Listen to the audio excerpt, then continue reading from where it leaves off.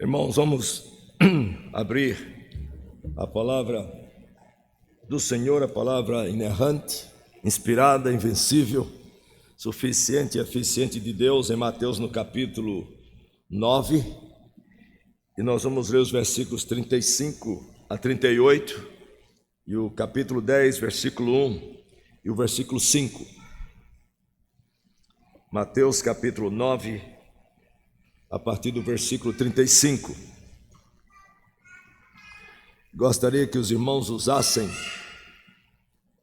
a sua imaginação santificada, não a ficcional, para acompanhar a leitura das Escrituras Sagradas. Mateus, inspirado pelo Espírito do Senhor e um dos apóstolos do Senhor Jesus, descreve assim: E percorria Jesus todas as cidades e povoados, ensinando nas sinagogas, pregando o evangelho do reino e curando toda sorte de doenças e enfermidades. Vendo ele as multidões, compadeceu-se delas, porque estavam aflitas e exaustas como ovelhas que não têm pastor. E então se dirigiu a seus discípulos: A seara, na verdade, é grande, mas os trabalhadores são poucos. Rogai, pois, ao Senhor da seara que mande trabalhadores para a sua seara. Tendo chamado os seus 12 discípulos, deu-lhes Jesus autoridade sobre espíritos imundos para os expelir e para curar toda sorte de doenças e enfermidades. Capítulo 10, versículo 5. A estes 12 enviou Jesus, dando-lhes as seguintes instruções. Senhor, fala, porque cada um de nós precisa ouvir a tua voz. Que a meditação dos nossos corações, e agora especialmente as palavras dos meus lábios, sejam agradáveis diante de ti, ó Senhor, para o louvor da tua glória, edificação do teu povo e a salvação daqueles que ainda não te conhecem, aqui, ali e além. Em nome de Jesus. Amém. Irmãos, nós estamos esta semana falando sobre a missão de Jesus, os meios que Jesus usou para realizar esta missão, ou o seu trabalho e a sua obra. E ontem nós terminamos com o segredo do Senhor Jesus. E hoje o nosso tema, se eu pudesse dar um título para esta nossa exposição juntos, a seara é grande, que significa que o Senhor tem trabalho para todos os crentes, em todos os lugares, o tempo todo. Eu queria que os irmãos mantessem a Escritura Sagrada em Mateus capítulo 9. Eu queria que vocês viessem, deixe lá em Mateus 9, viesse até o capítulo 4, porque nesta final de semana eu fiz exposições no capítulo 4, versículos 12 a 22, e de propósito não incluí o versículo 23 a 25, porque o texto que eu li para vocês, de Mateus 9, 35 em diante, é a segunda vez que Mateus faz uma referência aos movimentos do Senhor Jesus. Ele faz um resumo mais uma vez de toda a atividade do Senhor Jesus. A primeira vez que ele faz essa referência é justamente em Mateus 4, 23, quando o Senhor Jesus percorria no início do ministério toda a Galileia. Ele diz assim, 4, 23, percorria Jesus toda a Galileia, ensinando nas sinagogas. E o que é que ele ensinava nas sinagogas e pregava? Pregava o evangelho do reino, o rei veio. E curando toda sorte de doenças e enfermidades, para que as pessoas cresçam que ele era o rei que veio, que devia vir. E a sua fama correu por toda a Síria. Trouxeram-lhe então todos os doentes, acometidos de várias enfermidades e tormentos, endemoniados, lunáticos e paralíticos, e ele os curou. E da Galileia, Decápolis, Jerusalém, Judeia e da além do Jordão, numerosas multidões o seguiam. E aí você chega lá no capítulo 9, no versículo 35 em diante, e Mateus repete essa descrição, só que desta vez ele diz que Jesus percorria todas as cidades e povoados. Hoje pela manhã eu tentei mostrar para os irmãos o que é que a evangelização tem a ver, qual é a relação que existe entre a evangelização, o ato de evangelizar, e discipular, e treinar esses líderes dentro desses discípulos e estabelecer a igreja. Eu falei que os irmãos dessem uma lida no final, ou nas viagens do apóstolo Paulo e dos outros que viajavam com ele, mas eles estavam simplesmente seguindo a mesma estratégia, se nós vamos usar a palavra estratégia, os mesmos princípios do Senhor Jesus. O que o Senhor Jesus fez foi alcançar os perdidos e imediatamente discipular os novos convertidos. E a propósito, se vocês lerem em câmara lenta o Evangelho de Mateus, vocês vão ver que o Evangelho de Mateus, pelo menos em 6 lugares, se concentra no ensino de Jesus aos discípulos, aos novos convertidos também. Por exemplo, o primeiro grupo de ensino de Jesus é o quê? As bem-aventuranças, Mateus capítulo 5 a 7. É um grupo de ensino do Senhor Jesus àqueles que já o seguiam. Então Jesus alcançou os perdidos, os salvou, os discipulou, e aqui você tem, por exemplo, Mateus 5 e 7, capítulo 10, capítulo 13, capítulo 18 e capítulo 23 a 25, só no Evangelho de Mateus, mostrando o Senhor Jesus não somente salvando as pessoas, mas agora treinando os seus discípulos. E é também neste Evangelho que vocês vão ver que o Senhor Jesus também separou de todos esses 12 para ser os apóstolos e estabeleceu a igreja de Jerusalém. Então, quando nós falamos aqui de evangelizar, não é somente falar da salvação em Cristo para que as pessoas possam saber que são salvas, mas para que elas possam crescer na graça e no conhecimento do Senhor Jesus. E nós não podemos crescer na graça, nessa experiência da graça do Senhor, sem crescer no conhecimento do Senhor Jesus. E nós não podemos crescer no conhecimento de Jesus sem crescer no conhecimento da palavra do Senhor Jesus. Então, nesta noite eu queria só que vocês me acompanhassem, Mateus capítulo 9, 35 em diante, e eu tenho 4 lições para nós aprendermos com o Senhor Jesus no encerramento destas conferências aqui. E mais uma vez lembrem, a seara é grande, isso significa que o Senhor tem trabalho para todos os crentes, em todos os lugares, o tempo todo. E os irmãos vão perceber que quando Jesus disse para os seus discípulos, ide, fazei discípulos de todas as nações, o Senhor Jesus foi, o Senhor Jesus fez discípulos e o Senhor Jesus estabeleceu a sua igreja, restabeleceu o seu povo. E quando ele veio, estavam todos dispersados, um esperando o Messias ali, outro lá, mas os líderes da comunidade de Israel, todos estavam dispersando o povo de Deus. E o Senhor Jesus veio agora como pastor que já havia sido profetizado tanto em Isaías como em Jeremias, que ele viria o seu pastor para trazer de volta o seu povo. Então, quando o Senhor Jesus veio, irmãos, o povo de Deus estava desgarrado, um ali, outro acolá, e o Senhor Jesus então veio agora como pastor, alcançando os perdidos, restaurando e trazendo aqueles que esperavam pela consolação de Israel, e restabeleceu o seu povo. Porque a igreja do Novo Testamento é a continuação da igreja do Velho Testamento. Mas quando o Senhor Jesus estava disperso, quando eles vieram, e o Senhor Jesus os trouxe. Eu tenho algumas lições para nós estudarmos nesta noite aqui. Em primeiro lugar, veja essa expressão aqui: e percorria Jesus todas as cidades e povoados. Sabe qual é a primeira lição que nós aprendemos com o Senhor Jesus? E oramos que o Senhor Jesus nos faça como Ele. Irmãos, o Senhor Jesus sempre esteve ativamente, não passivamente, sempre esteve ativamente comprometido e envolvido com a obra do seu Pai. O Senhor Jesus sempre esteve ativamente, não passivamente, comprometido e envolvido com a obra do seu Pai. O João Calvino, já que nós falamos de evangelização reformada, irmãos, infelizmente as pessoas têm um João Calvino que a maioria dos crentes não conhecem, porque todas as vezes que nós pensamos em João Calvino, a ênfase maior vem pelos teólogos bíblicos e os teólogos sistemáticos. Nós só falamos sobre Calvino, teólogo bíblico, teólogo sistemático, mas quando nós começamos a a estudar sobre a vida de Calvino, as correspondências de Calvino, as motivações que Calvino tinha para treinar pastores, para alcançar toda aquela Europa, vocês vão descobrir um Calvino que poucas pessoas conhecem, um Calvino comprometido com a expansão do Evangelho para todas as nações, um Calvino evangelista.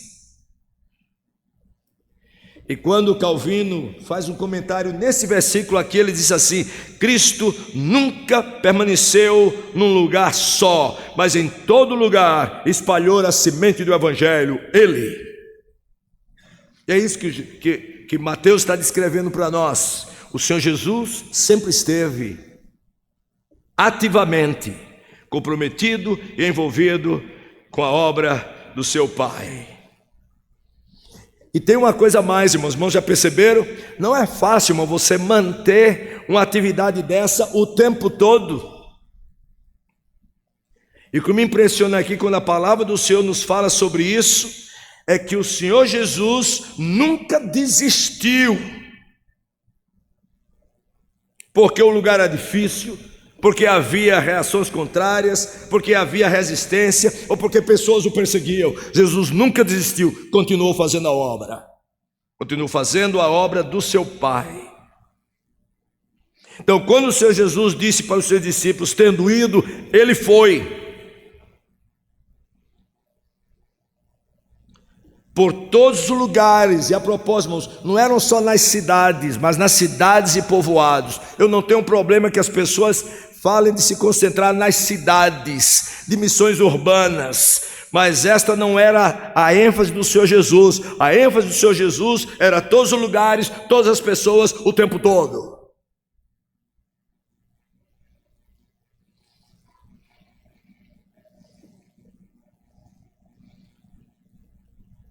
E às vezes eu pergunto, por que o Senhor Jesus, a Bíblia diz, percorria todas as cidades e povoados? E sabe por quê, irmãos? Quando nós vamos ler os ensinos do Senhor Jesus, nós vamos perceber especialmente em João capítulo 4, não vou entrar lá no texto de João capítulo 4, que eu já mencionei essa semana aqui, mas se vocês estudarem com cuidado os movimentos todos do Senhor Jesus, vocês vão perceber que aquilo que o Senhor Jesus falou para os seus discípulos, que a comida dele consistia em fazer a vontade do seu Pai e realizar a sua obra, vocês vão perceber que o Senhor Jesus tinha como centralidade na sua vida e no seu ministério a obra do Pai. Ele via toda a vida e todo o ministério pela perspectiva do seu Pai, que consistia: quero realizar a vontade do meu Pai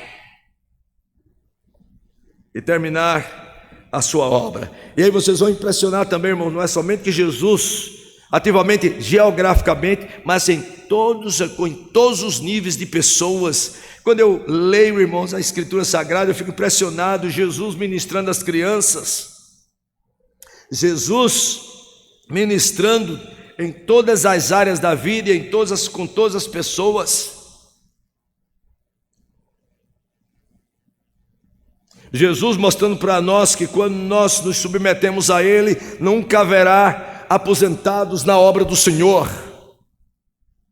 Não existe aposentados na obra do Senhor. Não existe férias para os servos do Senhor. Não existe espectadores na obra do Senhor. Jesus não tem fãs, Jesus tem discípulos, obreiros. E nós torcemos um pelos outros, irmãos, no campo da vida. E essa é uma das coisas que eu queria chamar a atenção dos irmãos. Onde quer que ele fosse, por todos os lugares. Os irmãos não imaginam como isso afeta a minha vida. Eu gosto muito de ler biografias.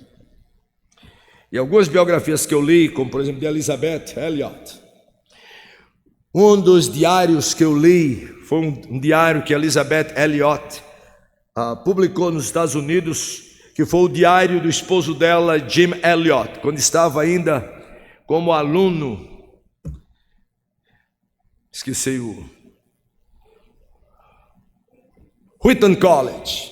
Obrigado, mamãe, que é meu Meu dicionário ali do lado. Quando ele era aluno no Wheaton College, ele escrevia cada dia alguma coisa no diário dele. E um dia eu estava lendo o diário que a Elizabeth Elliot publicou, e eu me impressionei com uma frase. Tem uma frase que todo mundo conhece, mas essa frase eu vi poucas pessoas citando. E naquela frase ele dizia assim, vou ler em inglês para vocês, falar em línguas aqui um pouquinho. Wherever you are, be all there. E ele colocou assim, eu vou traduzir aqui, onde quer que estejas totalmente lá. Irmãos, Jesus é o único que onde quer que ele estava totalmente ali. E muitas vezes eu me vejo, por exemplo, às vezes estou conversando com alguém, pode até conversando com o Daniel, e eu estou pensando, irmãos, é lá no imposto de renda, lá no meus filhos, não sei aonde, ele falando comigo, mas em outras palavras, eu estou lá, mas não estou totalmente lá. E às vezes nós estamos conversando com as pessoas do mesmo jeito. E uma das coisas que nós aprendemos com o Senhor Jesus, e quando eu li essa frase dele, a minha oração foi: Senhor, ajuda-me, para que onde quer que eu esteja totalmente lá para o louvor da tua glória. Quando eu estiver conversando com alguém, que a minha mente não venha outra coisa, mas senão esta pessoa, quando eu olhar para as multidões, que olhe como o Senhor Jesus, totalmente lá. E os irmãos, em outras palavras, isso quer dizer, irmãos, viver intencionalmente o tempo todo. E não tem alegria maior, irmãos, quando nós estamos vivendo intencionalmente, ativamente, para a glória do Senhor, a edificação do seu povo e a salvação daqueles que estão ao nosso redor.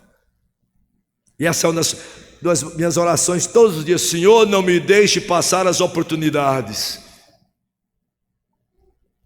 Irmãos, podia passar muitas horas aqui contando histórias para vocês, mas basta ver, leia o ministério do Senhor Jesus, dos apóstolos. Eram pessoas intencionais e que viviam uma vida intensa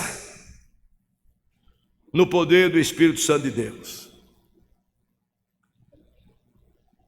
Muitas, por exemplo, quando nós, só para o irmão saber, quando a Bíblia diz Jesus, por todos os lugares, ativamente, a minha oração é: Senhor, se eu estou no avião, se eu estou na rua, se eu estou no shopping, se eu estou no restaurante, se eu estou no hotel, se eu estou no banco, se eu estou na escola, se eu estou no trabalho, se eu estou na praia, ajuda-me a estar envolvido ativamente na tua obra. Então esta é a primeira lição que nós temos que aprender com o Senhor Jesus. O Senhor Jesus sempre esteve ativamente, nunca passivamente, comprometido e envolvido com a obra do seu Pai. Este é o convite. Nós somos, o Senhor nos deu o seu Espírito para nos dar poder para estarmos envolvidos ativamente em todos os lugares, em todo o tempo. E tem muitas experiências, irmãos, experiências que acontecem por causa daquilo que nós oramos ao Senhor, daquela intencionalidade.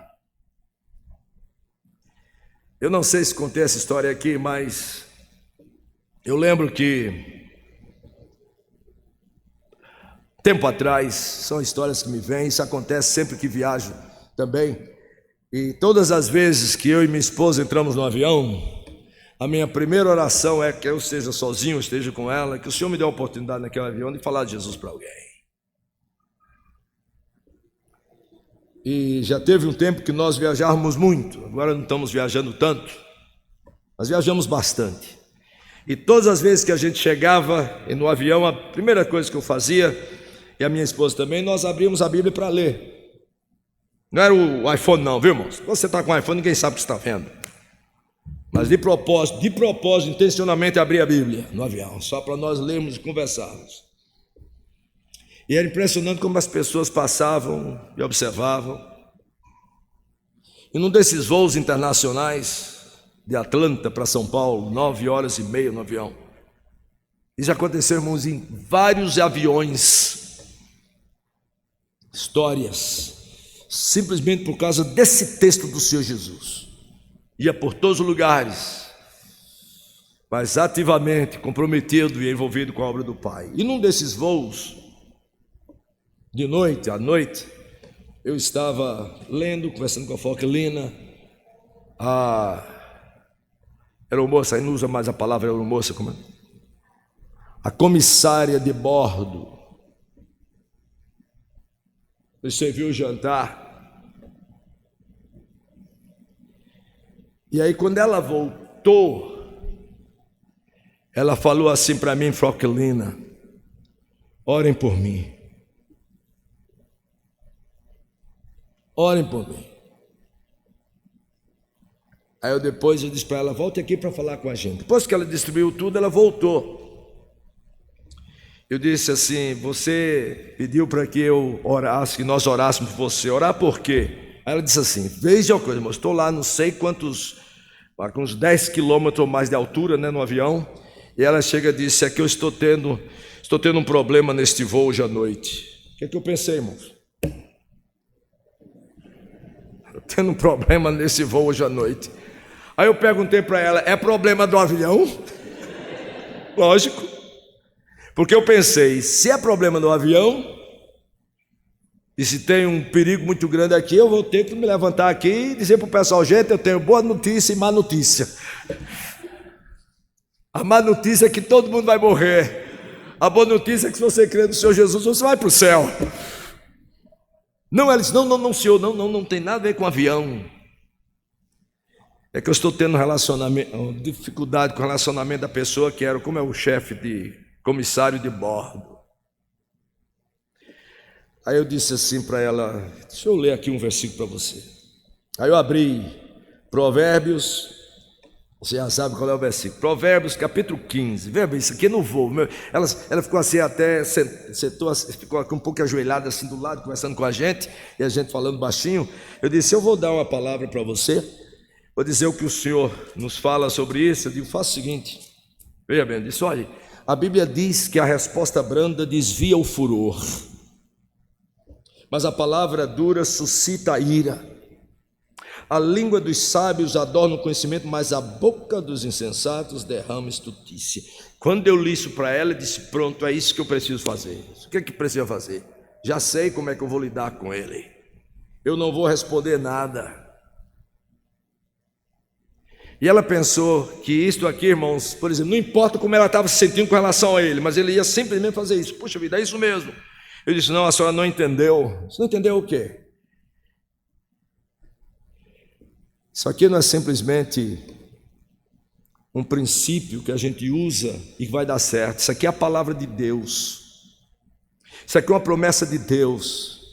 Então, quando você crê no Senhor Jesus, comecei a falar por isso, crê no Senhor Jesus, entrega a sua vida ao Senhor Jesus e observa a sua palavra, você vai fazer isso porque Deus falou, não é simplesmente como um princípio psicológico, vai usar, mesmo que feito com toda a raiva dessa pessoa, mas eu vou me comportar dessa maneira porque isso aqui dá certo. Não, aí você vai agora, em nome de Jesus, você vai usar uma resposta branda, crendo naquele que falou, e é total dependência do Senhor. Mas, irmãos, tem muitas histórias em avião, mas eu vou deixar só essa. O meu ponto é o seguinte, o Senhor Jesus estava sempre ativamente comprometido em todos os lugares. E a segunda coisa que a Bíblia diz, se você perceber aqui, é que o que é que Jesus fazia em todos, percorria, e aí vem 3 particípios dizendo que o Senhor Jesus percorria, mas fazendo o quê? Sempre ensinando nas sinagogas, sempre pregando o evangelho do reino e curando, pregando, ensinando, curando. Agora, irmãos, o que é que ele ensinava na sinagoga? O evangelho do reino, de que o rei veio, que ele é o Salvador, que ele é o rei que vinha a este mundo para nos trazer perdão real e nos trazer sob o seu domínio. E ele curava para que as pessoas pudessem crer que ele era este Messias. Em outras palavras, sabe qual é o que eu vejo aqui, irmãos? E quando você pergunta onde é que Jesus ensinava, onde é que Jesus pregava, onde é que Jesus curava, você vai perceber que era em todos os lugares. Em todos os lugares. E sabe qual é a lição, a segunda lição aqui para nós, irmãos? É que eu percebo que o Senhor Jesus usou e de uma maneira correta se aproveitou de todos os meios, de todos os caminhos e de todas as circunstâncias para proclamar a boa nova do seu reino, do seu domínio. Este é o trabalho, irmãos. Este é o trabalho. O Senhor Jesus usava todas as oportunidades, todos os meios, todas as circunstâncias para que as pessoas pudessem conhecer o Senhor Jesus. Não era só no domingo, não era só tirar um tempo. Hoje nós vamos fazer evangelismo, aí hoje nós vamos fazer alguma coisa só um dia na semana ou um momento especial, porque Jesus pregava, ensinava e curava em todos os lugares, usando todas as ocasiões, até casamentos, funerais. Os irmãos lembram, e vocês, já que nós estamos na celebração da ceia aqui, os irmãos lembram quando o Senhor Jesus, o primeiro sinal que o Senhor Jesus fez e que é registrado por João, e João separa os 6 ou 7 sinais e diz que estes foram registrados aqui para que creiais que Jesus é o Filho de Deus e crendo nele tenhas vida no seu nome. E naquele primeiro sinal em Caná da Galileia, os irmãos podem ver, o Senhor Jesus estava participando de um casamento, já tinha alguns dos discípulos com ele, e de repente, irmãos, não sei quantos dias depois da festa, faltou vinho. Todo mundo sabe disso. Faltou vinho. Eu não sei por que Maria foi falar com Jesus sobre isso, mas ela sabia que Jesus podia fazer alguma coisa, e se Jesus fosse fazer alguma coisa, ia fazer para a glória dele. E lembra quando ela chegou para o Senhor Jesus e disse assim: não tem mais vinho, está faltando vinho. Aí Jesus responde para ela da seguinte maneira: mulher, o quê? Que tenho eu contigo. Ele não estava desrespeitando Maria não, irmãos. O que ele estava perguntando assim: Maria, o que é que isso tem a ver comigo?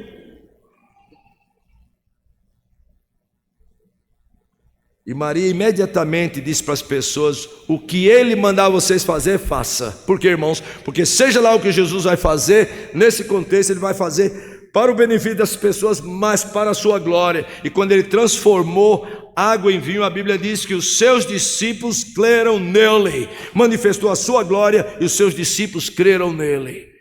Os irmãos não imaginam também, quando eu vou para a festa de casamento, irmãos, eu só penso no Senhor Jesus.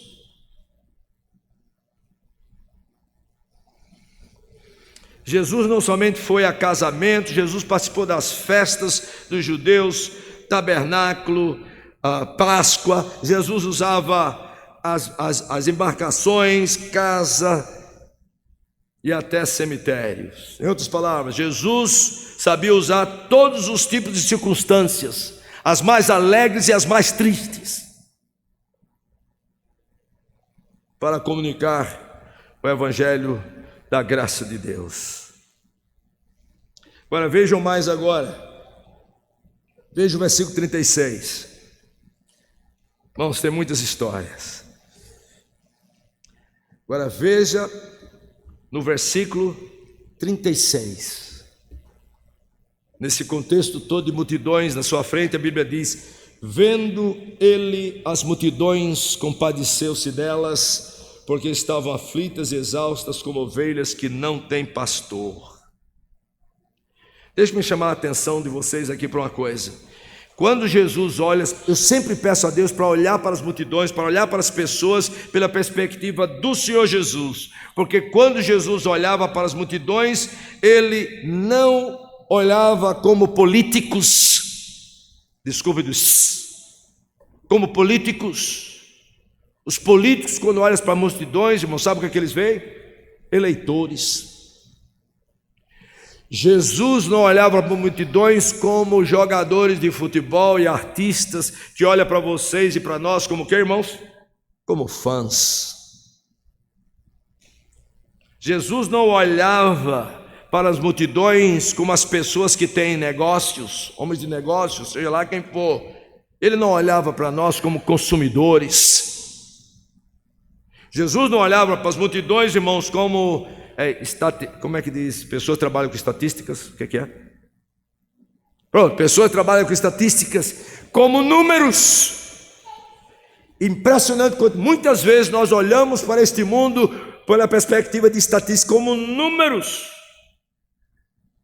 Não, irmão, o Senhor Jesus não olhava por essa perspectiva. Jesus olhava para as multidões pela perspectiva do Pai. Não se vê das necessidades físicas dessas pessoas, mas especialmente por causa das necessidades profundas, necessidades espirituais, pessoas perdidas. Veja a descrição de que diz assim: ele olhava e via, compadeceu-se delas, porque estavam aflitas e exaustas. Isso é a descrição, irmão, de pessoas perdidas. A descrição assim é olhar para o mundo e para as pessoas como se você olhasse um grupo de ovelhas perdidas, sem pastor nenhum, cercadas por lobos devoradores, sem esperança de nada. Essa é a perspectiva que o Senhor nos dá, a visão que o Senhor nos dá dos perdidos. Aflitas e exaustas, como ovelhas que não têm pastor. Irmãos, você vê pessoas sorrindo. Eu tenho muitos amigos, e muitas vezes estou conversando com eles, pessoas que têm carro, têm tudo. E a gente diz: rapaz, essa pessoa é muito feliz, não tem problema na vida. Eu nunca mais assumi isso, porque eu queria conversar com eles. No momento que eu começo a conversar com eles, é que cai a ficha na vida deles. Eu começo a ver quão miserável, pobre e nus eles são.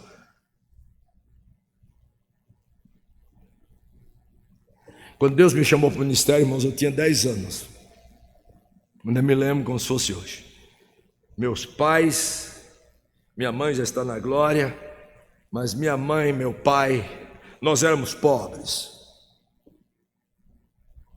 Não somos ricos, não pensa que está rico, mas nós éramos pobres. E eu me lembro, como meu pai trabalhava, estudava, mas uma coisa eu nunca esqueci: todas as vezes que a igreja abria, meu pai e minha mãe me levavam para a igreja, todos nós. Era culto de oração, irmãos, nós pequenos ainda, culto de oração na segunda, naquela época segunda, culto de doutrina na quarta, aí tinha culto de propaganda dos jovens no sábado, na sexta, culto dos homens ao ar livre, domingo de manhã escola dominical, domingo à noite. Se tivesse culto matutino, minha mãe levava.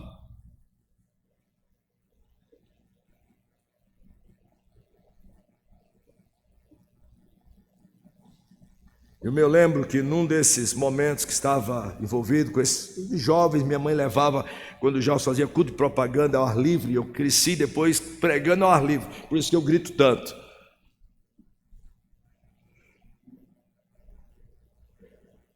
E num daqueles... sabe o que eu fazia, irmão, quando eu era pequeno? Eu sou o mais velho. Eu tinha vontade tão grande de pregar, eu olhava os pastores pregando, 10 anos, 11 anos... Aí eu chegava assim em casa, aí botava meus irmãos tudo sentadinho assim, ó. Aí era a minha congregação. Comecei a treinar a pregar ali. Mas um dia depois de ouvir tudo isso, eu fui, ainda me lembro como se fosse hoje, saindo dos cultos desse de propaganda, de ao ar livre, eu ainda estava segurando minha mão, a mão da minha mãe, disse: mamãe, eu quero ser pastor. 10 anos, 11 anos, o tempo foi passando e realmente Deus foi conduzindo tudo. O que eu quero dizer é o seguinte, irmãos: então chega um momento na vida da gente como pastor, a pior coisa de ter um pastor é um pastor que não gosta de pregar, né, irmão? Já pensou um pastor que não gosta de pregar, que não ama a exposição da Escritura Sagrada? Isso é triste. É como um médico que não gosta de operar. Isso aí eu não vou para ele.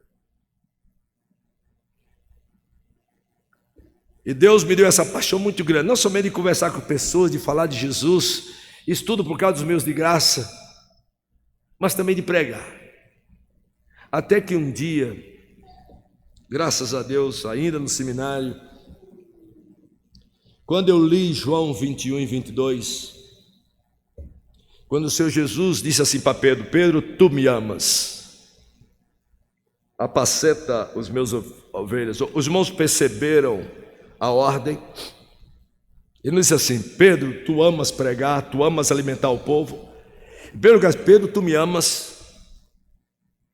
Eu descobri uma das coisas do meu ministério que transformou o ministério. Graças a Deus, antes de eu entrar, antes de ser ordenado. Sabe qual é, irmãos? Eu descobri que existe uma grande diferença entre amar, gostar de pregar, amar pregar, sem amar aqueles a quem nós pregamos. E é possível amar o seu chamado sem amar aqueles para os quais o Senhor os enviou. Então, uma coisa é amar pregar, a outra coisa é amar aqueles para quem nós pregamos. E o Senhor Jesus logo tirou isso da minha vida, porque o Senhor Jesus aqui, Ele está mostrando o seguinte: Ele está pregando para as pessoas, porque estão vendo pessoas aflitas, exaustas, pelos pecados, pelas dificuldades, pelo desespero, pessoas sem esperança, que não podem ajudar a si mesmos. E essa descrição, irmãos, de cada pessoa neste mundo sem Jesus,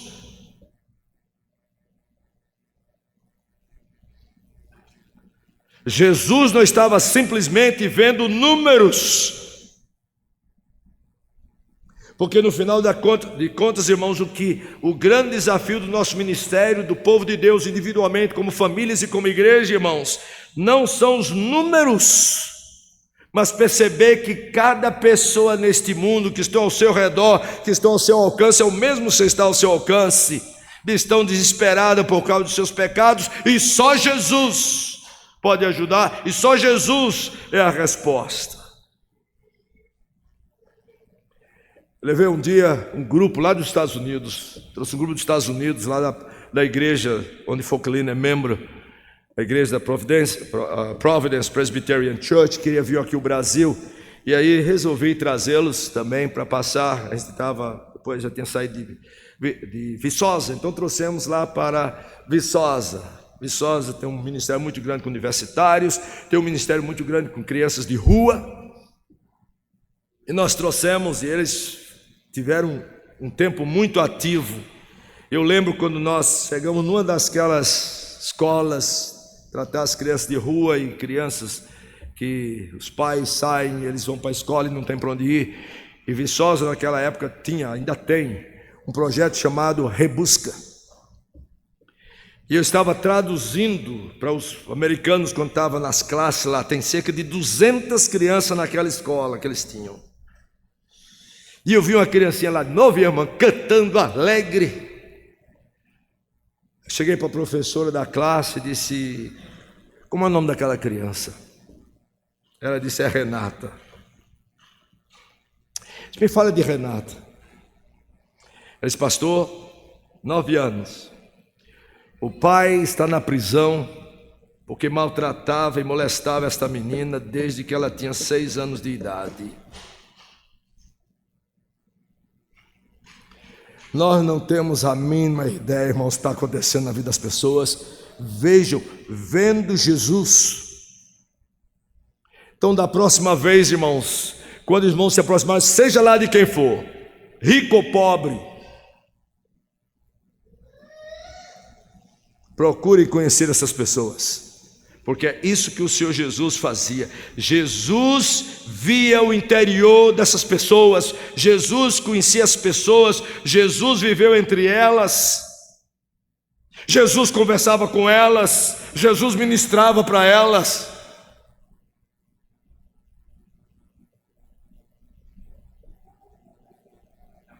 Os irmãos conhecem os seus amigos da escola, do trabalho, seus vizinhos? Já conversou com eles?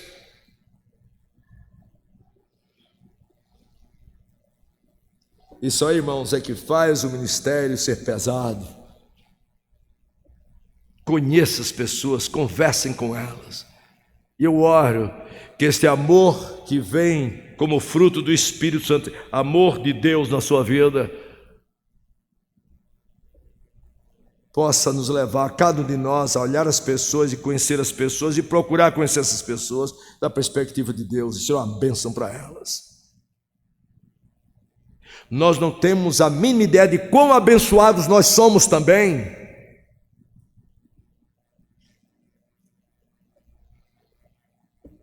Agora veja, só para nós terminarmos aqui, Jesus viu tudo isso e a primeira coisa que Jesus fez foi se dirigir a quem, irmãos? Aqui você tem dois grupos de pessoas, irmão. Jesus o tempo todo ministrava a dois grupos de pessoas, aos perdidos e aos discípulos. Os discípulos representavam a igreja. Quando Jesus está vendo as multidões, a Bíblia diz que a primeira coisa que Jesus fez foi se dirigir a quem? Versículo 37. Então se dirigiu a seus discípulos. Sabe por quê, irmãos? Porque o desafio, a missão, o trabalho de evangelizar essas pessoas, de alcançar essas pessoas, estão tanto ao redor de nós como longe de nós, foi dada à igreja. Nenhuma organização deste mundo recebeu esta responsabilidade, esse privilégio e este poder, mas a igreja.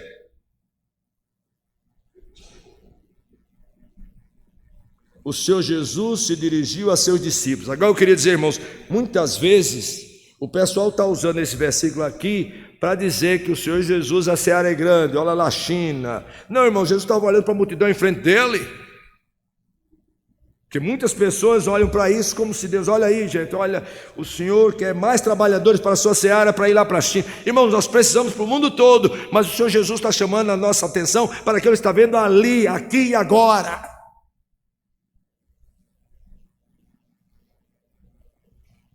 E essas expressões do Senhor Jesus aqui são fantásticas. Primeiro, ele diz: a seara, na verdade, é grande. Olhando, irmãos, o reverendo Daniel estava me dando as estatísticas aqui do Rio Grande do Sul. E realmente as estatísticas são... Quando nós pensamos em termos de evangélicos e pessoas salvas nesse estado, é uma coisa impressionante. E a gente começa a ver que realmente a seara é grande. Sabe o que quer dizer isso, irmãos? Que Deus tem trabalho suficiente para cada crente no Senhor Jesus. Nós não precisamos somente de pregadores, nós precisamos de médicos, crentes, carpinteiros, pilotos. Vocês imaginam aí, homens de negócios, donos de restaurantes, para participar desta obra do Senhor. E quando a Bíblia diz que a seara é grande, é também no sentido, irmãos, de que cada pessoa que você vai encontrar neste mundo está repleta de problemas e dificuldades e pecados e agonias.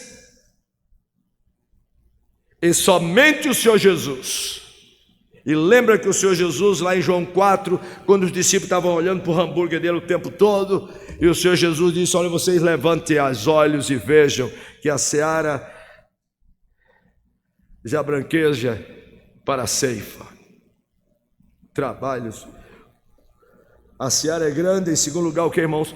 Os trabalhadores são poucos, não somente em termos de números, irmãos, porque muita gente pensou, pregadores, pastores, não, irmãos, está falando aqui de todos os tipos de obreiros.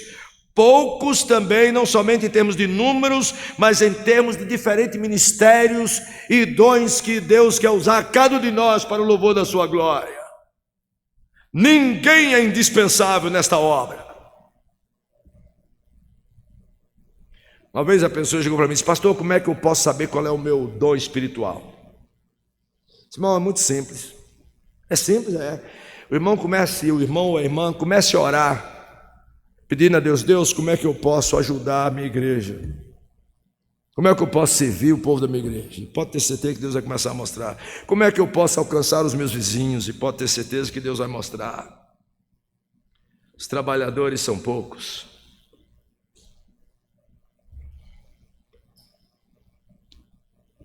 Rogai, pois, ao Senhor da seara, que mande trabalhadores para a sua seara. Irmão, quem é o Senhor da seara? É Jesus. Ele é o Senhor da seara e o Senhor dos obreiros. E é impressionante que ele está, a propósito, ele está pedindo àqueles que estão envolvidos na obra para orar por mais obreiros. Não é para deixar eles de fora, dizer: olha, Senhor, manda mais obreiros porque eu já estou cansado. Não, irmãos. São pessoas trabalhando e orando: Senhor, manda mais, Senhor, manda mais jovens, manda mais crianças, manda mais casais que se envolvam na obra do Senhor. E quando você começar a orar Saiba, você é um obreiro. Nós não estamos pedindo mais trabalhadores para que nós saiamos do trabalho, é para trabalharmos juntos conosco. Quando nós estamos orando por mais obreiros, geralmente, veja bem, as pessoas mais enganjadas no ministério, mais enganjadas na obra, seja lá qual for a sua área, são justamente aquelas pessoas que veem que nós precisamos de mais pessoas.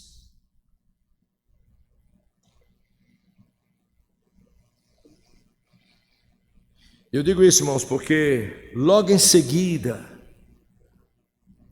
os discípulos disseram aqui: muito bem, Senhor, então Jesus, vamos orar, está a multidão aqui, vamos orar para o Senhor mandar obreiros. A Bíblia diz, não, irmão, que logo depois disso o Senhor Jesus chamou os 12 que ele tinha, os deu poder e os enviou.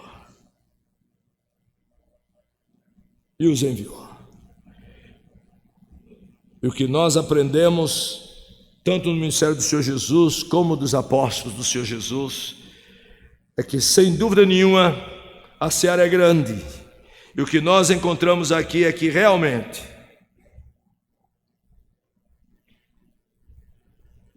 o Senhor, a seara é grande, o Senhor tem trabalho para todos vocês, para cada um de vocês, em todos os lugares que vocês estão, e o tempo todo.